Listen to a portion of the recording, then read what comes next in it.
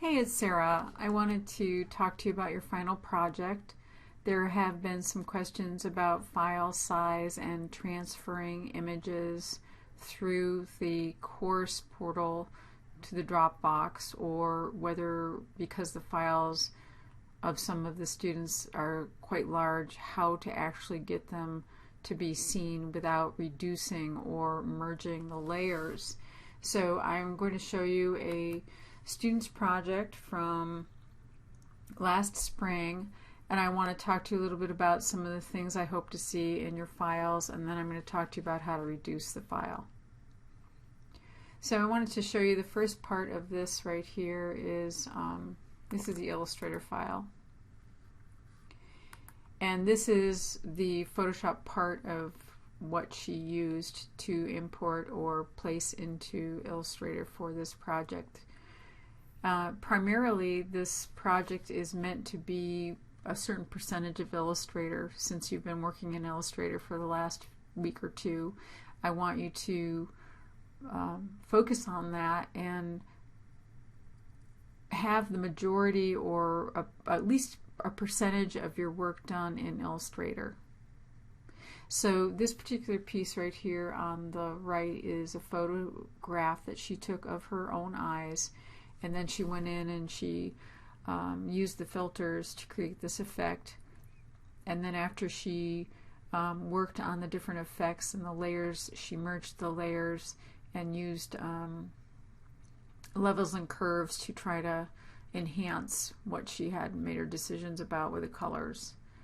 So she worked on it for a while, and then she imported it, and there it is right here over in Illustrator.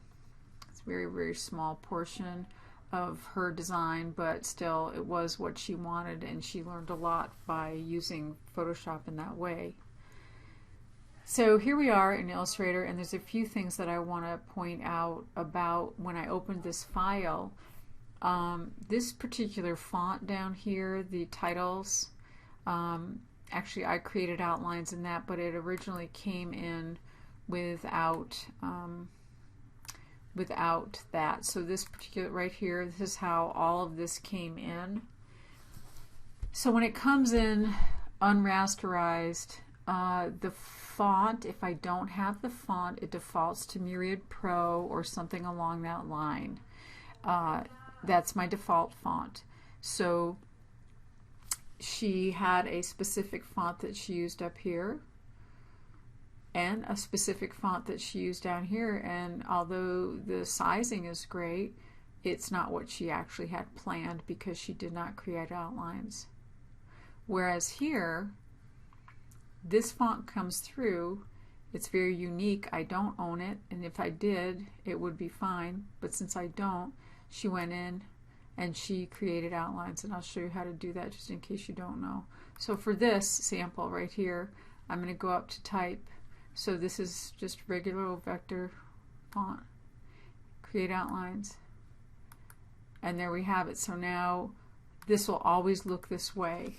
And when you're working with a bunch of printers or different artists, or if you're sharing files with other designers, it's something that you might do or find out about, or you're going to have to send suitcases filled with fonts to people along with your files.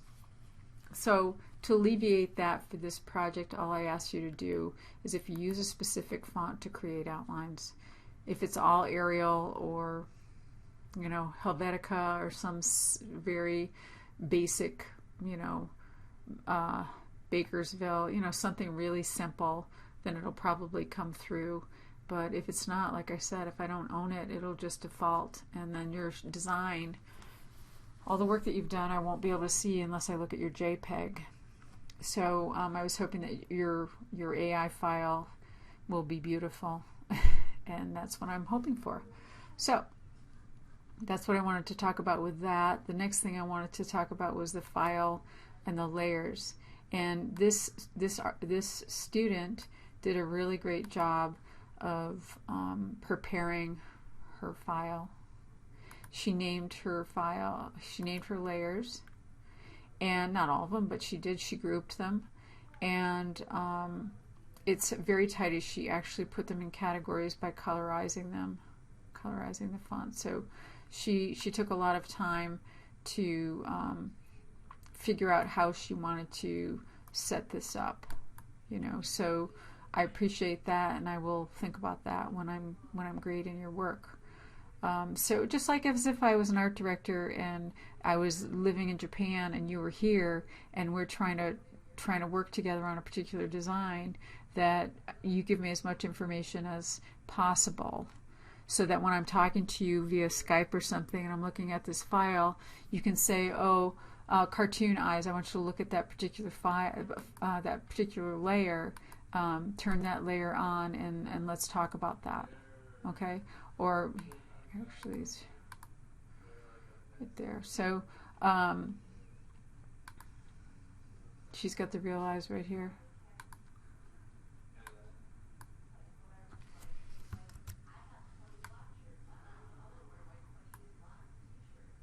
Okay, so she included that in this file. You don't have to do that, but I'm just pointing out the fact that she's got things grouped and it's fairly tidy.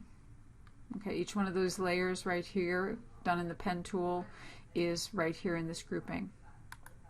So ideally she would have written something like wrap, red wrap, or something like that. So regardless of that, it's well done for fairly new to digital design. All right, so I wanted to say that about your layers. I wanted to say about your creating outlines, and then that you should be really working in Illustrator. Okay, and then finally, this actually is 11 by 17 inches at 300 dots per inch, or pixels per inch. It's dots because we're working in the print, but and it's fine, and it translated well. It came into the course shell just fine. One of the things I can tell you, if you're concerned and you're finding that, oh my goodness, because this file is actually 3.7 megabytes and it came through, anything between 1.5 and 2.8 is usually pretty safe.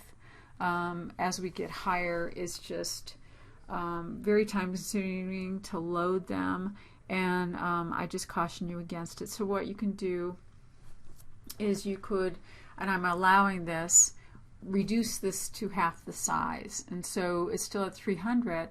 The layers are still here, and if I select everything, I've already actually measured the half, and I'm just select it all, and I'm just going to drag it up here.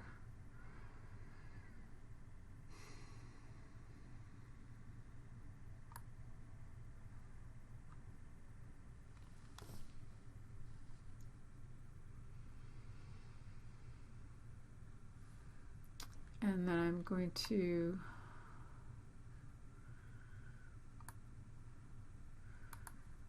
so now the artboard actually fits it by going to, I had the artwork selected and I selected, you know, fit to the artwork.